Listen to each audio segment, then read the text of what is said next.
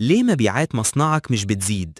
السؤال ده بيطارد كل صاحب مصنع وكل مدير تسويق صناعي، والكل بيحاول يجاوب عليه بطريقة مختلفة. بس الحقيقة مفيش إجابة واحدة، لأن الموضوع ليه عوامل كتير جدا. في السلسلة دي مش هنتكلم عن الحلول السطحية، مش هنقولك اعمل إعلان أو نزل خصم. احنا هنغوص في جوهر المشكلة، هنركز على 8 نقاط أساسية هم السبب الحقيقي ورا ضعف المبيعات. كل نقطة منهم هتكون حلقة مستقلة فيها تحليل، أمثلة وحلول عملية تقدر تطبقها فوراً. لو أنت صاحب مصنع أو مسؤول عن تطوير المبيعات، السلسلة دي معمولة ليك. تابعنا من أول حلقة وخلي عندك استعداد تواجه الحقيقة وتبدأ تغير فعلاً. دي كانت مقدمة السلسلة، واللي جاية أقوى. في الحلقة الجاية هنبدأ بأول نقطة: هل منتجك فعلاً مناسب للسوق؟